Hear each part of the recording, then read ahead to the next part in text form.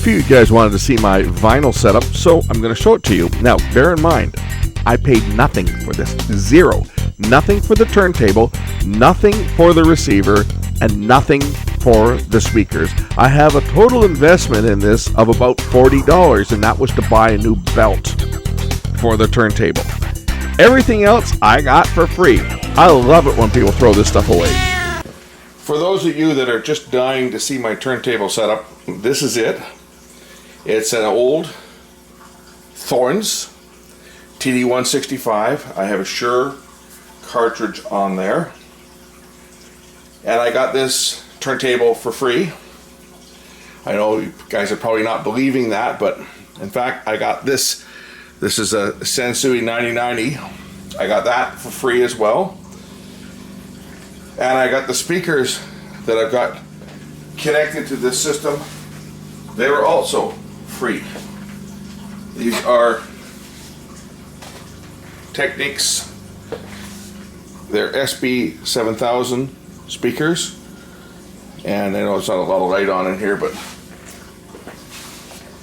basically these are a three-way speaker. If I can get some light on here so you guys can see them. I got these for free as well.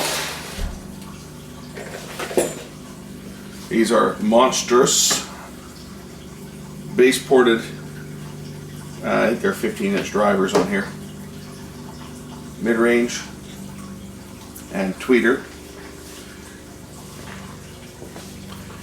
And they have these covers that go over top of them that my cats like to lie on. So that's my speakers that are hooked up to this system. Yes, they have a lot of bass. They have a tremendous amount of bass. Normally these speakers have been hooked up to my tube amp. I've now got the B&Ws on the tube amp. These are hooked up to the Sansui. I change systems back and forth. But typically I use the Sansui pretty much if I want to listen to vinyl on this one, and I use the other amp for my digital stuff. Although I can plug it in. The two systems, as you can see, probably are sitting pretty close to each other. The other system's just right there. These are the bigger of the speakers, and as I say, I do swap speakers around. So there'll be, I may put these speakers back on the tube amp because they're really efficient. Anyway, let's take a listen to this thing. Not that thing. So first we'll clean the record.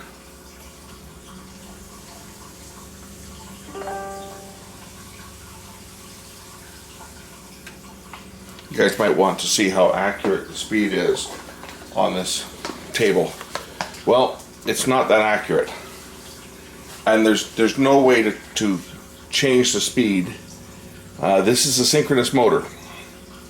So as synchronous motors are, I already tested the speed earlier, 33.08. If you want to see me measure it again, I can certainly reset it. And we'll measure it. So 33.1, as you can see. Again, this is a synchronous motor. There's no way to set the speed on here. For the 45 RPM, it is, if I can reset this thing.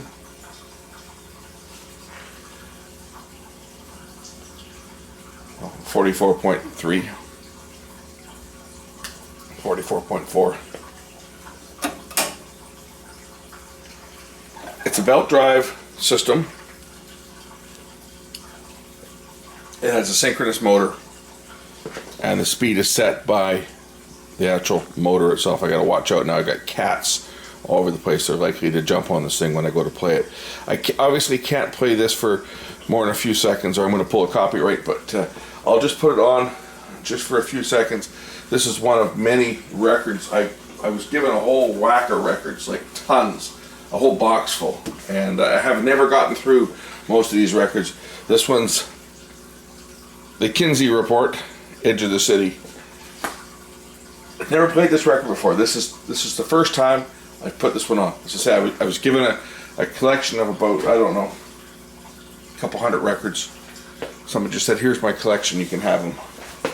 You know, it's some of the other ones I've got. I mean, some of these I'll never listen to. Like Culture Club. That one should be a Frisbee. A lot of them I've already got. I got just in the stack here. Dire Straits, Bananarama. Childcare International presents, whatever that is. And Culture Club, that can go in the garbage. Bob Dylan, that should be good, pretty good. Aerosmith. Oh, ABBA. AC/DC, Let There Be Rock. Eurythmics. Traveling Wilbury. Some of these I already have because I had a bit of a vinyl collection. Foghart, that would be good. I had a vinyl collection before. Loverboy, Prism. So some of the records I was given I already have. But anyway, this is one of the ones from the collection. As I say, I've got a whole box full of them. Let's take a listen to this thing here. So we'll cue the record up. This is at a really slow arm drop. The damping on this thing is kind of silly, so slow. And then of course I hit the edge of the record.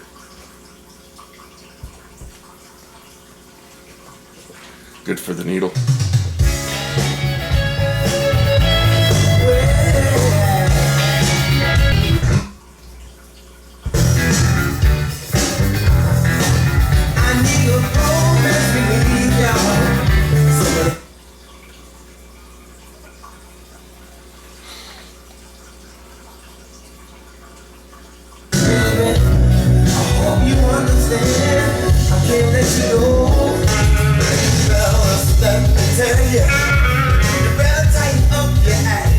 Now, I'm not adding any bass, mid-range, or treble, but these speakers are really quite boomy, especially off of a source like this.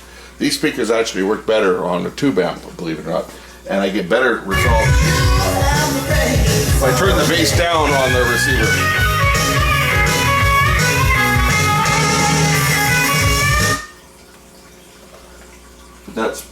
We'll set it back to flat.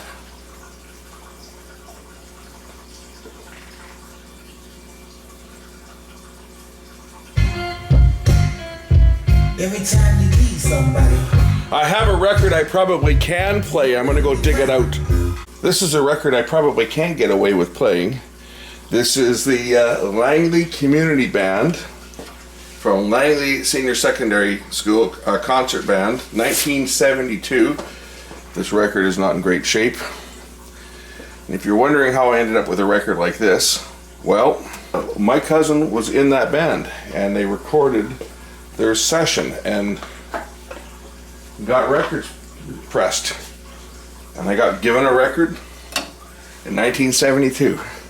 I don't think I've ever played it. If I have, it was only played once and then it was put away. It's pretty dirty. I say it's been sitting in a closet for, well, since 1972. I could probably get away with playing this. If the sound gets muted, it's because I'm going to let this play more than the 5 seconds that I normally would let music play, because I don't think there'll be any copyright pulled on this. But I'm going to leave the video up for a while before I make it public, so if it does pull copyright, I'm going to mute the sound. So if the sound goes dead on this, it's because somebody has made some obscure copyright claim on the music, because it probably, you know, it's probably Mozart or something. What are they playing here? Let's just see what they're playing. Washington Post March, Moldy Old Dance. So I don't know. I don't know whether it's going to pull any copyright or not. We'll see. Should be classical stuff, I'm sure. I don't know. It's been so long since I've heard this thing. I don't know what it is. I would have been like 10 years old when this was recorded.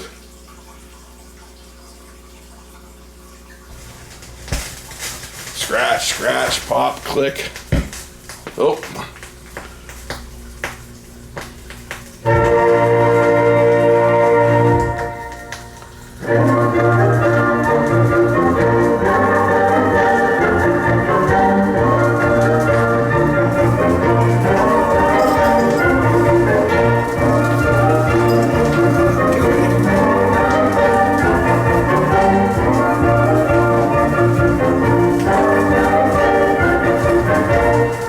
That's all I need. The cat jumping up on the turntable while it's playing.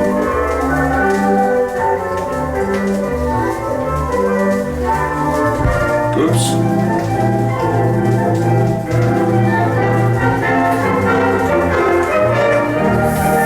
Dusty.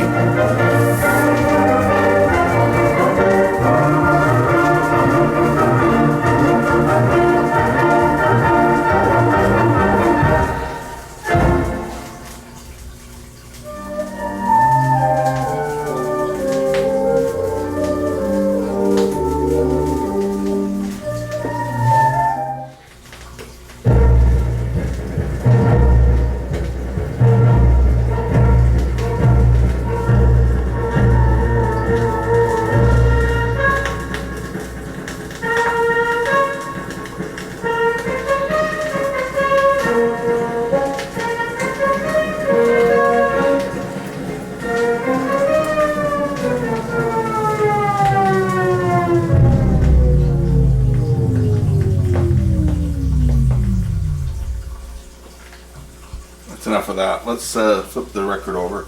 I'm not even going to bother to clean it because it's not making any difference anyway. This is the other side. This is the community band, as opposed to the high school band.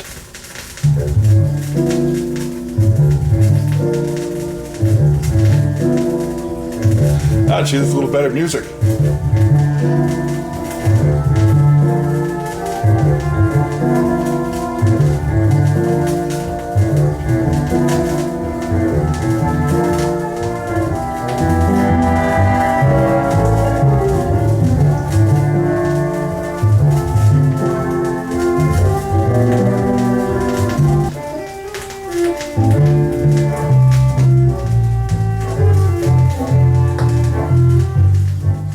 Now I'll tell you where I got this record from. This actually, this came from my grandmother.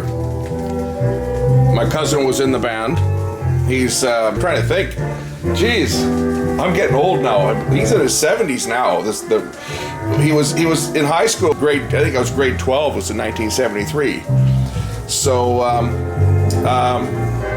he was in the community band as well as the high school band. The community band had selected members from the high school band as well as adults, professional musicians, some of them.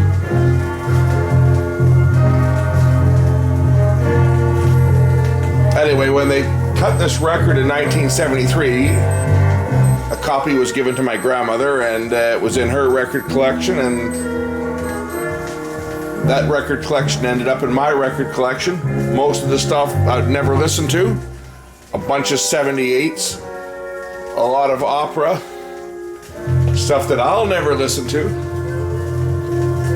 and this was one of them. So this is actually probably the first time I've ever listened to this record, and it was just in with a bunch of old records that are sitting in storage, and they've been sitting there for many years. But if I get away with this without pulling copyright, I'll clean this record up and I'll use it for testing turntables. If I can get away with playing this without pulling a strike, which I guess we'll find out pretty quick. If you're hearing me talk, then it got away with it. Anyway, there's my little setup. To say, nothing special. I mean, yeah, it looks nice. It's in pretty good shape. I got it for free. How I ended up getting this, well, I think I've told you guys this before, but we used to have, every summer, every spring, we had spring cleanup. Now, up until about 10 years ago, you could put anything out at the curb that you didn't want. That included televisions, computers, monitors, stereo equipment, anything. We can't throw this stuff out anymore. The e-waste has to go into recycling, so I don't get the fines that I used to find. But I was driving out one day, and I just went around the corner from my house, and I looked at the neighbor's place. You know, everybody's putting all their stuff out. I saw this turntable sitting there. So I stopped. I didn't know what it was initially until I got closer, and here it was, this Thorns TD 165. I thought, well, damn, someone's throwing out a nice Thorns turntable. I'm going to grab this thing. So I brought it home, and I had to replace the belt. that was a challenge. The first belt I bought for it had terrible wow and flutter because it was too thick. I finally got the correct belt. The belt cost me like $37 for the belt. But I finally got the right belt so that it runs the right speed and the wow and flutter is in acceptable limits. I had to change the cartridge on it. The cartridge on it was also bad. One side was open, so I put a new cartridge on it. So for the cost of a cartridge, which I got for free, by the way, so no cost there, the cost of $37 for a belt, and I think $10 for the belt that I bought that didn't work. So less than $50 into this turntable. And it's now, of course, part of my system.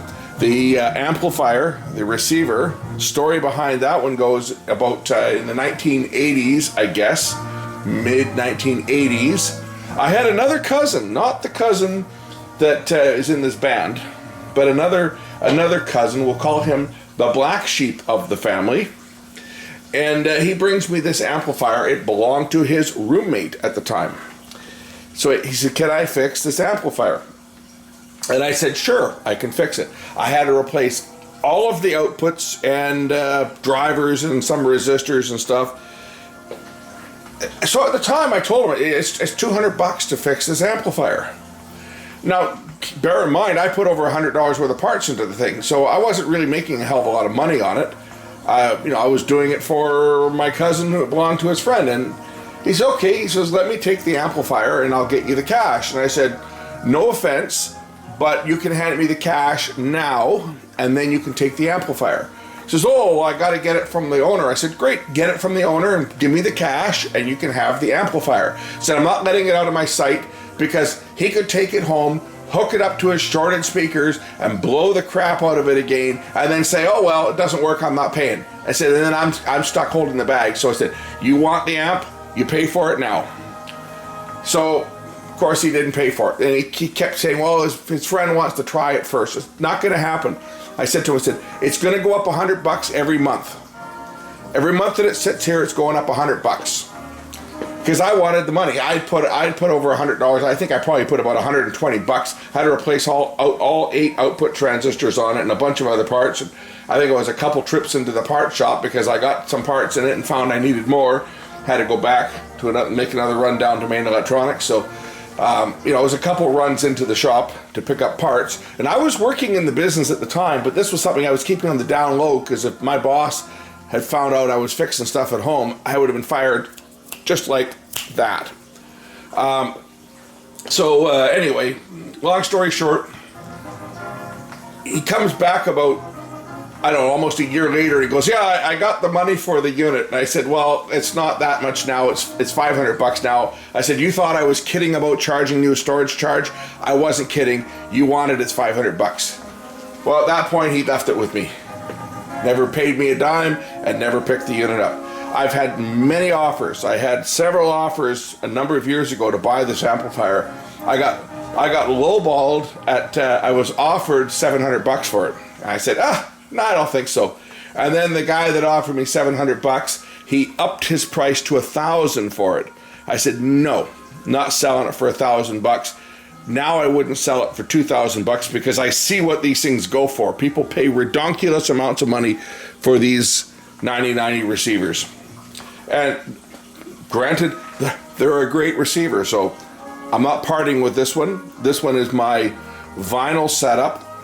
As I say, right now I've got on SB7000 speakers, but I do have a tendency to swap speakers around, so these SB7000s may very well end back up on the tube amp and the B&W 580s. That's what they are, the B&W DM 580s. They could very well end up on this. As I say, I'm always switching stuff around here, so what you see set up today won't necessarily be what's set up 2 months from now. I may have something completely different, but one thing that will remain is this combination for playing vinyl. Anyway, thanks for watching. We'll catch you in the next one. Bye for now.